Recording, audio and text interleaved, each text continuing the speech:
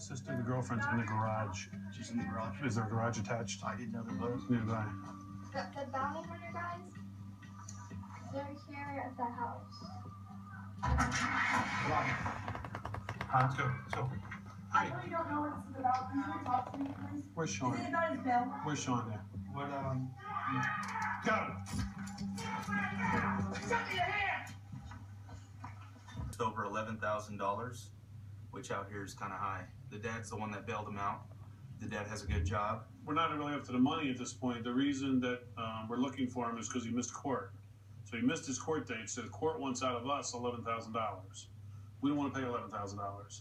So it's our obligation to protect Dad from having to pay that $11,000 by just picking him up and simply putting him back in jail. And that's the best thing for the son as well. The son's going to be out of warrant. He's living like a rat right now. He knows the police are also...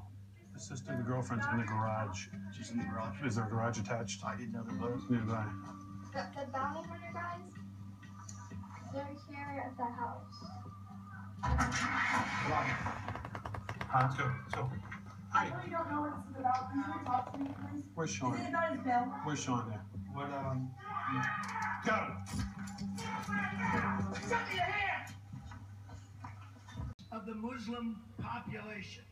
You can probably see why that might have caused a bit of a fuss. Donald Trump has called for a ban on Muslims entering the United States. It's been described by David Cameron as divisive, unhelpful, and quite simply wrong. Let's speak to Dr. Georg Lufferman, who is from the University of Warwick. He's a teaching fellow for US foreign policy and US politics. Good evening, good afternoon even. Hi there. What do you think to all this then? What do you think about what you've heard? Well, I think it's the latest string really in a sequence of outrageous remarks by Donald J. Trump. Remember, we had his comments about the Mexican government sending.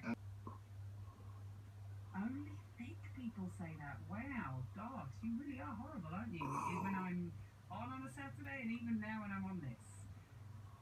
Cruel to be kind, thank you. So, are we allowed part two? You're going to have to give him part two. Thank you, Les. Right, so this was part one. I'm going to put the phone down on him. This was part one. Here's your drive time clue. Part 1. The colour of the house, or rather lack of it, is very important.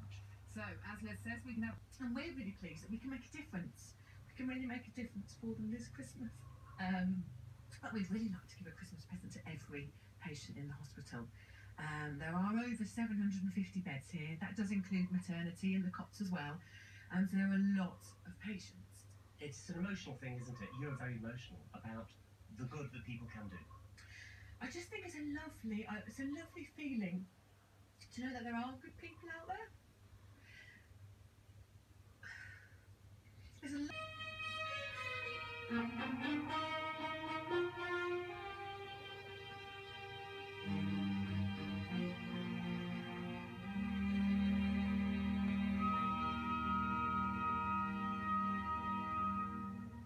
The Simon Park Orchestra there with Eye Level, and that was the theme for Van der Valk, which debuted on ITV in 1972, and then it was later revived once in 1977 and then again in 1991.